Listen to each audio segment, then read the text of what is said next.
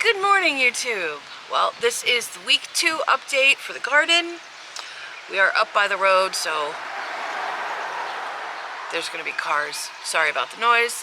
I'm also backlit. I know, not the greatest lighting, so we won't stay here forever. But I wanted to show my new bed. Now, this is not a new growing area, because I have grown here before. I put hot peppers here, which the soil wasn't great. It's right up to the house, so there's probably God knows what used as fill. They did grow. I did get peppers. They got plenty of light, which is why I put them there. But I really wanted to give them better soil, so we put in a raised bed. Once again, it was actually cheaper to get cinder blocks than it was to get wood. And it lasts a heck of a lot longer. So we got the cinder blocks. This is 8 feet by, it's about 2.5. So it's actually a little bit wider than what I had originally planned. But the center will be for hot peppers again, because they do like a lot of sun. And this kind of gets some really intense sun right here. Peppers like that. I've filled the front holes with some soil. I'm going to put some chamomile there. At least that's the plan, although I have yet to get it actually started, so probably not going to harvest any this year. That's okay, because it's the perennial type of chamomile. I've grown the annual one before, and it does self-seed if you leave the flowers out. But I wanted a perennial type. So I got that, and I'm going to put the hot peppers in the middle, at least some of them. I actually have more hot peppers than will fit in this, but that's okay. But I have this wonderful mulch that was sitting here before, so it is around the bed. So most of my block beds are not very pretty until stuff starts growing and like overflowing out of them. But I'm not really here for beauty in my gardening, except for by the front door. That's where I want it to be pretty. So we did try and level this out. I didn't like add sand or anything to the bottom to make it exactly perfectly level. But we tilled up the ground a little bit so that we could rake it pretty smooth. And with the mulch around it, I think it looks really pretty. So we won't have, the grass, especially the sawgrass, growing up against it, which is not pretty. And I think the mix of chamomile and the hot peppers will be very pretty. I'm going to put some pots on the steps, and then on the other side of the steps I have June-bearing strawberries, which, by the way, are flowering.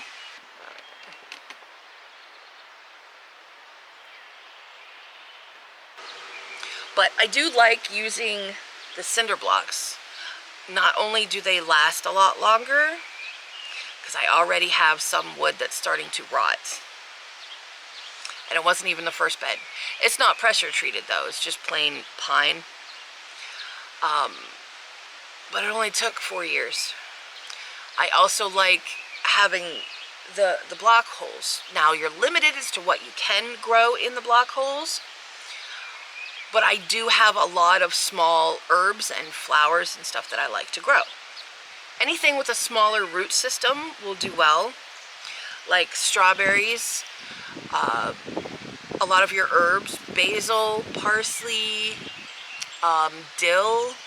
I've got dill planted in the tomato bed.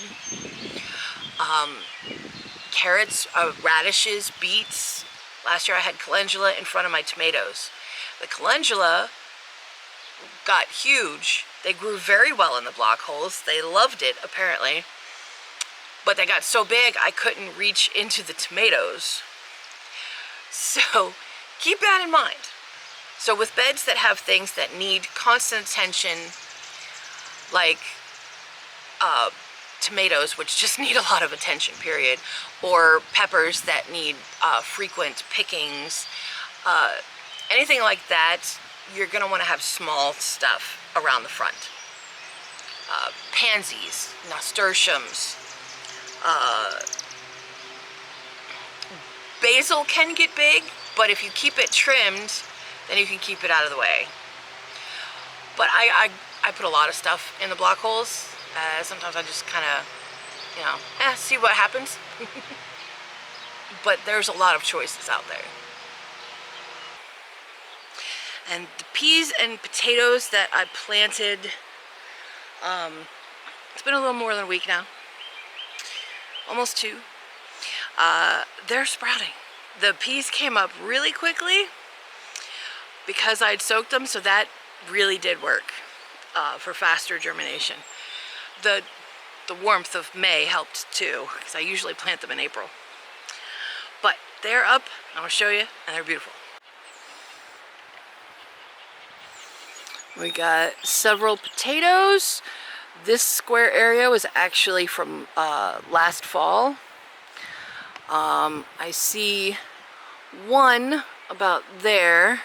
That would be one of the ones I just planted. Peas, they're like all germinated just about.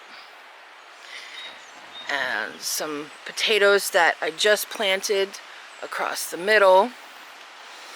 And then some of the ones down on that end that I planted last fall. And the peas go all the way up.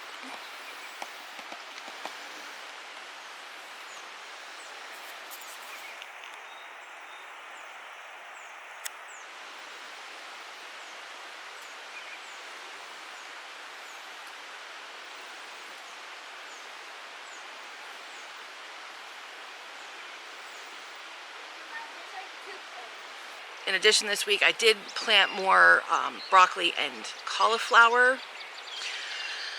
but I direct seeded it outside, and I've got some netting because even if they do grow, the caterpillars are going to be really bad getting into summer more.